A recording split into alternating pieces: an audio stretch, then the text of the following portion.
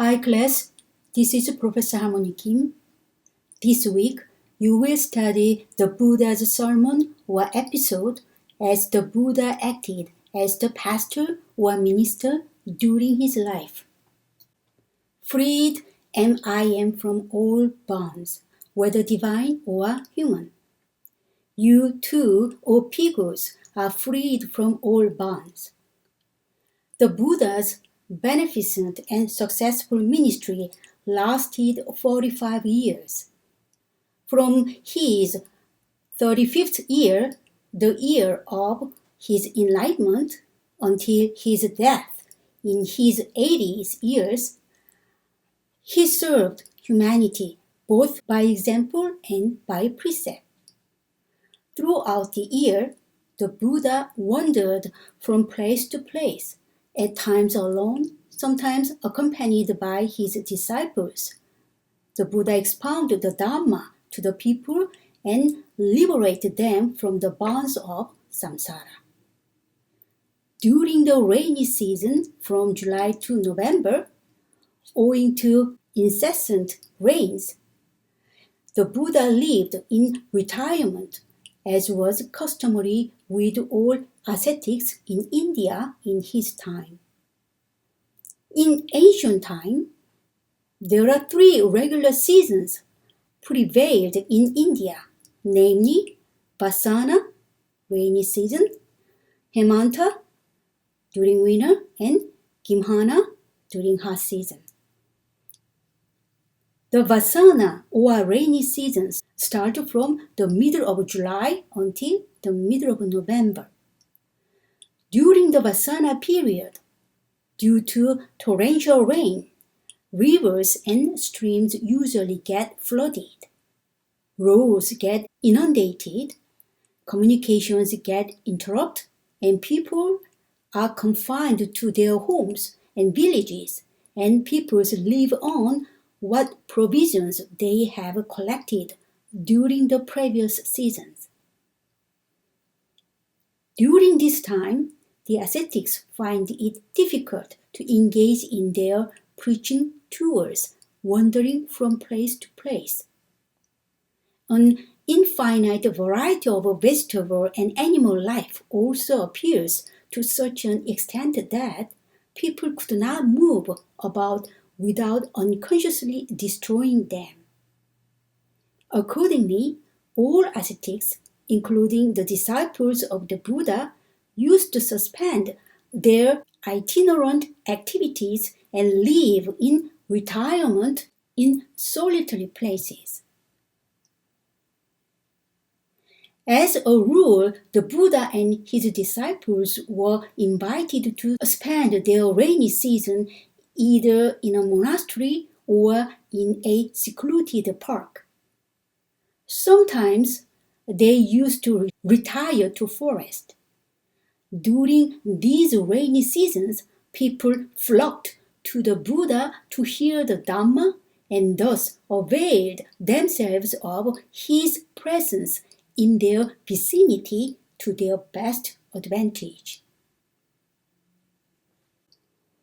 At the very first year, when the Buddha attained full enlightenment, the Buddha expounded the Dhammacakkappavattana Sutta to his first 5 disciples. I think you've been told this in the lecture of last week. So the Buddha spent the first rainy season in the deer park at Isipatana near Benares. At the 2nd, 3rd, and 4th year, the Buddha stayed at Rajagaha. Rajagaha was the capital of the kingdom of Magadha, where ruled King Bimbisara. When the Buddha visited the king, in accordance with a promise made by the Buddha before his enlightenment, the king offered his bamboo grove to the Buddha and his disciples. This was an ideal solitary place for monks, as it was neither too far nor too near to the city. 3 rainy seasons were spent by the Buddha in this quiet grove. On 5th year at Vesali, during this year, while the Buddha was residing in the Pinnacle Hall at Mahavana near Vesali, the Buddha heard of the impending death of King Suddhodana and repairing to his death chamber and preaches the Dharma to the King Suddhodana. Immediately, the king attained arahantship. For 7 days thereafter, he experienced the bliss of emancipation and passed away. The king passed away. It was in this 5th year that the Bhikkhuni order was founded at the request of Mahapajapati Gotami. After the cremation of the king Suddhodana, when the Buddha was temporarily residing at Nigrodharma, the woman Mahapajapati Gotami approached the Buddha and begged permission for women to enter the order. But the Buddha refused and returned to the Pinnacle Hall at Rajagaha. Mahapajapati Gotami was so intent on renouncing the world that she, accompanied by many Shaka and Koliya ladies, walked together all the way from Kapilavatthu to Rajagaha, and through the intervention of Venerable Ananda, Mahapajapati Gotami succeeded in entering the order. The primary ancient mandate is the Buddha's own decision to create a Bhikkhuni Sangha as a counterpart to the male Bhikkhu Sangha. When the 500 women headed by Mahapajapati Gotami came to the Buddha with their heads shaved, wearing ochre robes, they did not ask the Buddha to establish an order of nuns. These 500 women just simply asked the Buddha to permit women to go further from the household life into homelessness in the Dhamma and Vinaya proclaimed by the Tathagata. And I mentioned that the 500 women headed by Mahapaja Gotami. So here's image of Mahapaja Gotami, and she is the first nun, first Bhikkhuni, and actually before ordained, Mahapajapati was the aunt of the Shakyamuni Buddha. Although the Buddha at first denied this request, the Buddha finally yielded. In yielding, the Buddha did not simply agree to allow women to go first in some secondary role, for example, as 10-precept nuns. Rather, the Buddha allowed them to take full ordination as Bhikkhuni, the female counterpart of the Bhikkhu. Further, the Buddha constituted renunciant women into a distinct order, a society governed by its own rules and regulations. Though the Buddha subordinated this order to the Bhikkhu Sangha with respect to certain functions, the Buddha still made it largely autonomous.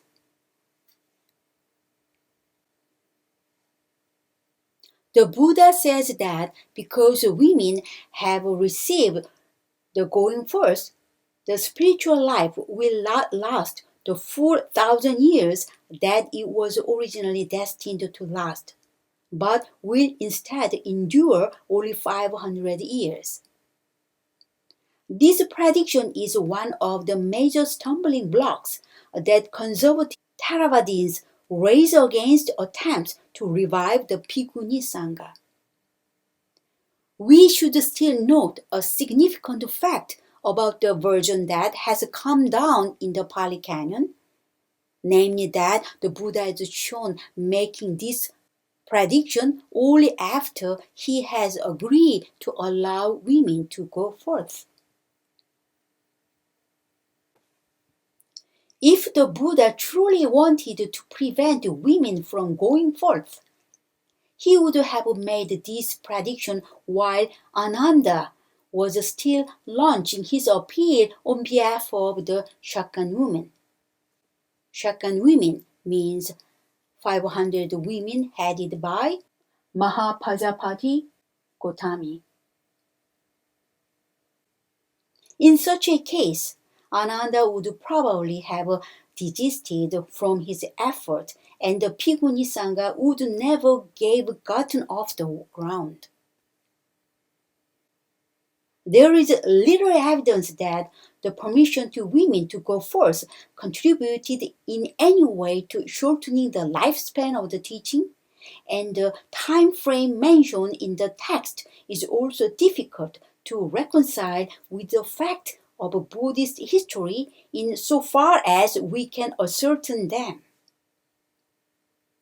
The text may be suggesting that the reasons for the Buddha's hesitancy was concern that close contact whereby intimate feelings between the two would arise and this would lead to many disrobing or to the rise of a married clergy such as we find among the Buddhist priests of Japan.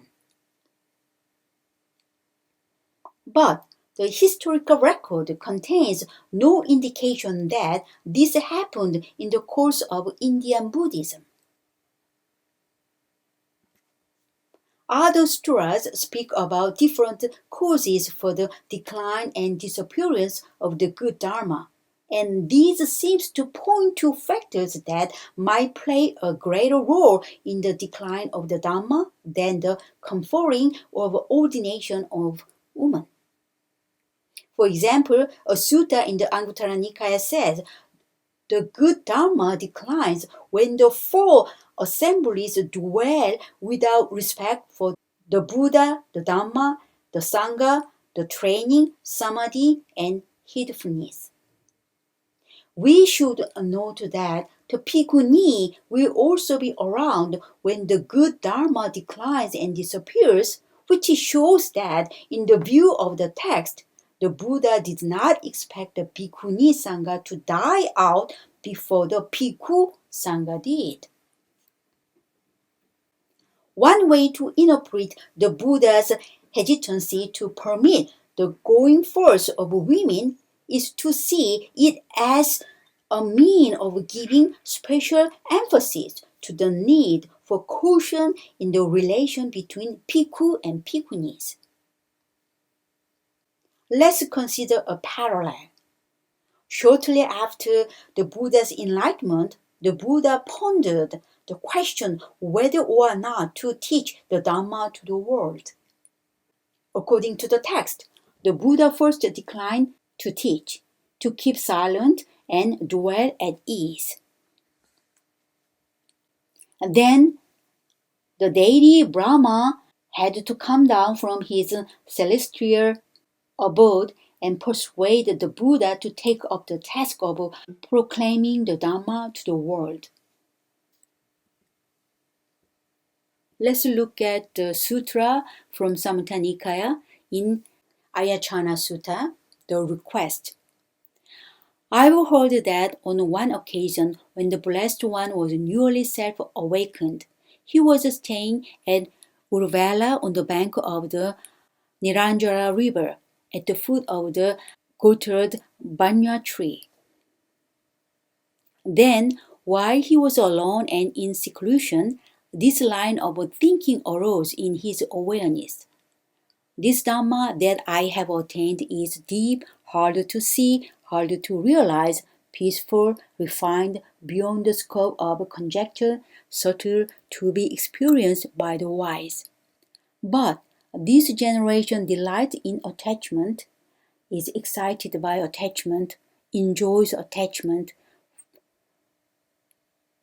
For a generation delighting in attachment, excited by attachment, enjoying attachment, this conditionality and dependent co-rising are hard to see. This state is hard to see.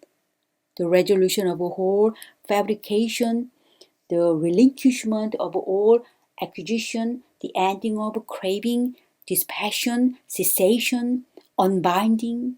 And if I were to teach the Dhamma and if others would not understand me, that would be tiresome for me, troublesome for me. Having seen this, the Buddha answered Brahma Shampati in verse. Opens are the doors to the deathless to those with ears. Let them show their conviction. Perceiving trouble, O Brahma, I did not tell people the refined sublime Dhamma. Then Brahma Sahampati, thinking the Blessed One has given his consent to teach the Dhamma, bowed down to the Blessed One and circling him on the right, disappeared right there.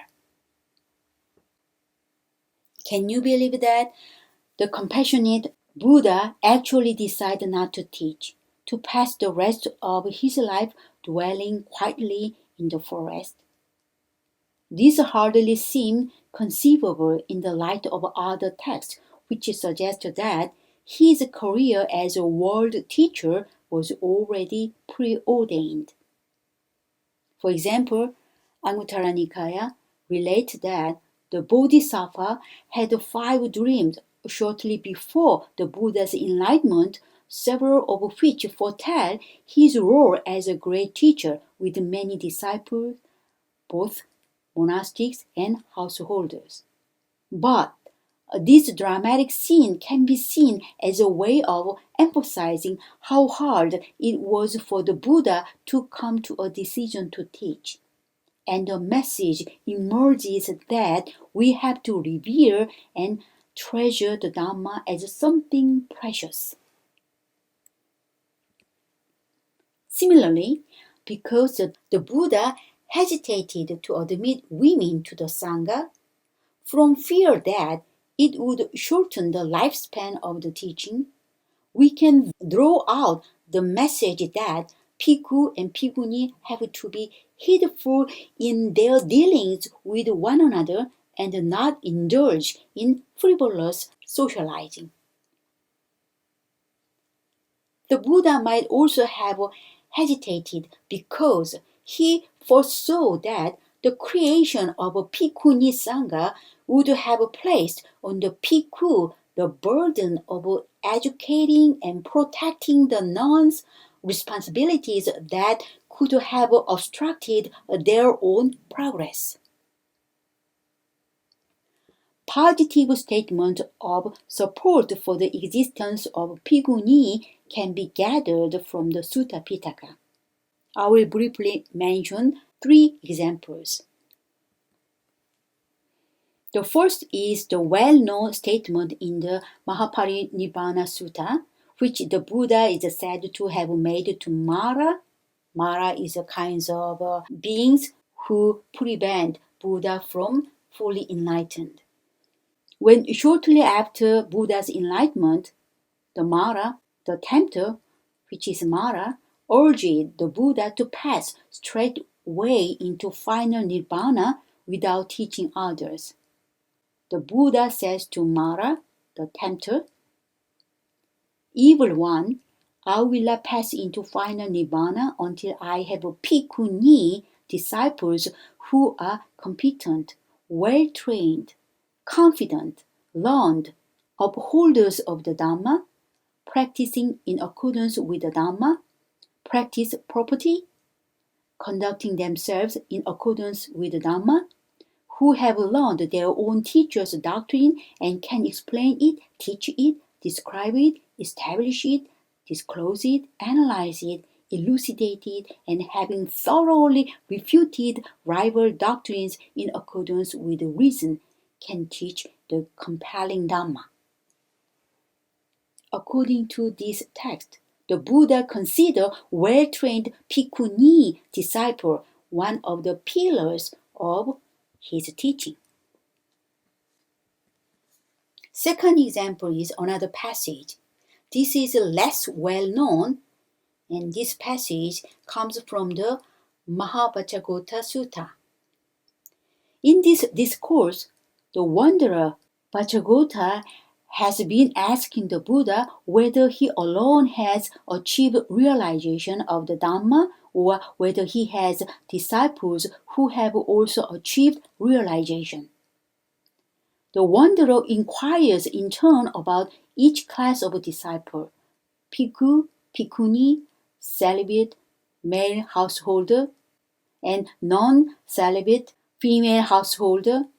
With each inquiry, the Buddha confirms that he has not merely 500, but many more disciples than that, who have attained the highest realization appropriate to their particular status. When the questioning is finished, Vajragota explained in a word with which the Buddha himself would surely have agreed, if the Venerable Gautama had attained success in this Dhamma, and if there were bhikkhu who had attained success, but there were no bhikkhuni who had attained success in this Dhamma, then this spiritual life would be incomplete with respect to this factor. But because beside the Venerable Gautama and the bhikkhu, there are also bhikkhuni who have attained success, this spiritual life is complete with respect to this factor. For bhikkhuni, the highest success is arahantship, the same as for the bhikkhu. The last example is the Sangha is known as the field of merit for the world, and while this epithet applies preeminently to the Aryan Sangha, it also extends to the monastic Sangha as the visible representation of the Aryan Sangha in the world. Therefore, in Dakkhina Vivanga Sutta, the Buddha discusses 7 types of gift that can be made to the Sangha, and most of these include bhikkhuni among the recipient. These are a gift to the dual Sangha headed by the Buddha, a gift to the dual Sangha after Buddha has passed away, a gift specially for the bhikkhuni Sangha, a gift for selection of a bhikkhu and bhikkhuni taken to represent the Sangha, and a gift for a selection of a bhikkhuni taken to represent the Sangha. I introduced 5 out of 7 types of gift, and the rest 2 types of gift excluded because they are specially for the bhikkhu Sangha. Besides these passages, the Anguttara Nikaya include a series of suttas in which the Buddha is shown appointing various bhikkhuni to the position of most eminent in different domains of spiritual life. For example, the bhikkhuni Khema was most eminent in wisdom, Uparabana in psychic potency, Bhaddacharana in great spiritual penetration. The compilers of the Pali Canon also collected the verses of the elder nuns into a work called the Therigatha, which offers us deep insight into the yearnings, striving, and attainment of the earliest generation of Buddhist women renunciant. When the Buddha first consented to teach, he declared, "Open to them are the doors to the deathlessness. Let those who have ears release faith." Obviously, the Buddha did not intend this invitation to apply only to men, but to all who would be willing to listen to his message of deliverance from suffering. The Buddha compares the Dhamma to a chariot and says, one who has such a vehicle, whether a man or a woman has by this vehicle drawn close to nirvana. The poet monk Vajjisa confirms that the Buddha's enlightenment was intended to benefit Bhikkhuni as well as Bhikkhu. In Samyutta Nikaya, the sutra says, indeed, for the good of many the sage attained enlightenment, for the Bhikkhu and Bhikkhuni who have reached it and seen the fixed course. In the suttas, we see that the Buddha often includes Bhikkhuni as the recipient of his teaching. When the Buddha compares himself to a farmer cultivating different fields, the Buddha likens the Bhikkhu and Bhikkhuni jointly to the most excellent field for his teaching. In the simile of the ancient city, he says that after he had followed the Noble Eightfold Path and penetrated the links of dependent origination, I explained them to the Bhikkhu, the Bhikkhuni, the male lay followers, and the female lay followers, so that this spiritual life has become successful and prosperous, extended, popular, widespread, well proclaimed among gods and humans. When Sariputta devises a teaching that elucidates the path that all Buddhas take to arrive at full enlightenment, the Buddha urges him to expound this teaching to the Bhikkhu and Bhikkhuni as well as to the male and female lay devotees. Though many people will not be mature enough to tread this path to its end, in principle, no one should be hindered from doing so merely by reason of their gender.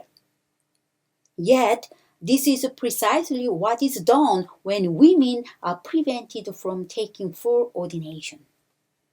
So, we look into the way how the Buddha established and dealt with female Bhikkhuni Sangha. Here is episode on 7th year since the Buddha's full enlightenment. A few days after the birth of Prince Siddhartha, Queen Mahamaya died and was born as a diva in the two-star heaven. So once Shakyamuni Buddha was born, 7 days later, his mother died and was born as a diva in the two-star heaven. Two-star heaven is one kind of heavens. In this 7th year, during the 3 rainy months, the Buddha preached the Abhidhamma to the divas of the Tabatimsa heaven, where his mother Diva prepared to hear the Buddha.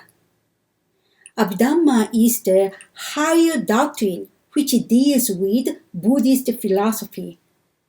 So, the Buddha gave sermon to his dead mother. Daily, the Buddha came to earth and gave a summary of his sermon to the Venerable Sariputta, who in turn expounded the same doctrine in detail to his disciples. In other words, the Buddha can go back and forth from the earth to the heaven and come back and just deliver same sermon on the earth to the Venerable Sariputta. And this Venerable Sariputta expound the same doctrine in detail to his disciples. What is embodied in the present Abhidharma Pitaka is supposed to be this detailed exposition of the Dharma by him. It is stated that on hearing these discourses, the Diva, who was the Buddha's mother, attained the first stage of sainthood. Let's consider the Buddha's role as the minister. The Buddhist missionaries were dispatched and they went like a rhinoceros. The Buddha provided the gradual teaching to them, and the candidate who attained the stream entrance become ordained, otherwise remain as lay followers. Monastics and lay followers had their own precepts, some of which were overlap. Gombrich, who is a Buddhist scholar, states, as a fully enlightened one continued to teach his followers during his journeys, and 1250 bhikkhus accompanied the Buddha. It was inevitable to form the Buddhist community composed of bhikkhu, bhikkhuni, male and female lay followers called the Sangha. The significance of the existence of the Sangha lies in not only a role of practicing together and educating lay people, but also it plays a role of preserving the Buddha's teachings up to a contemporary era without dying them out. This kind of system can hardly be found in other religions in the world.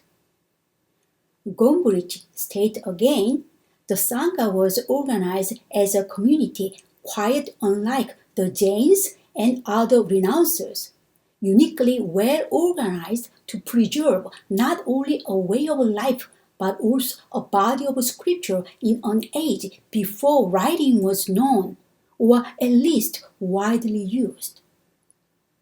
How may the Buddha transform his followers? Here is another episode. When the elder monk was in a great pain on his deathbed, the king Vasava visited the monk and heard the monks mourning outside. The king was disappointed on the monk's inability of overcoming the pain, despite of long time practice. How long? About 60 years meditation practice as an ordained monk.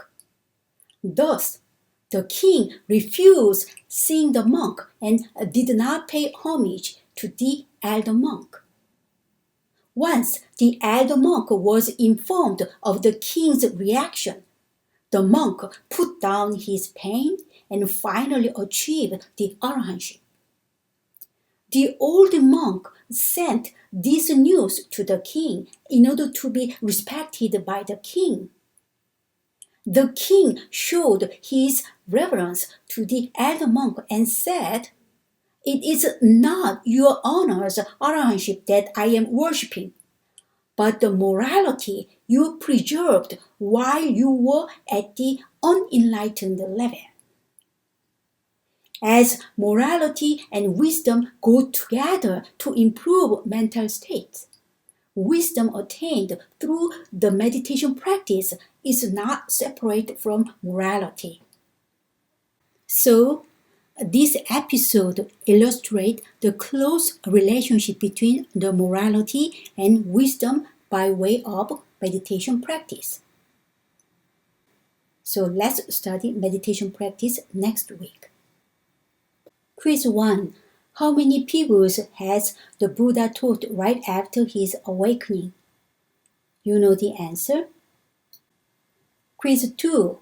How many bhikkhus has the Buddha suggested to go by one way and teach Dharma? Actually, this information was given last week. So, when the monks were dispatched for mission, let not two of you go by one way. Go like rhinoceros. Here is the format to submit the quiz assignment. Here's my email address. Include your email address in CC. And subject title is Bird 401, the date April 11th, week 2 assignment. Please write down your last name, comma followed by first name. And quiz answers. The due of this assignment is April 17, Sunday midnight. Please write down your official name and quiz answers in the main text body of email. Otherwise, your attendance cannot be counted. Do not generate the attachment file. Do not put the quiz assignment into zip file, ZIP. I cannot open the zip file. If I cannot directly see your name and quiz answers in the main text body of the email, you cannot get the attendance point. So please write your official name and quiz answers in the main text body of the email. Thank you.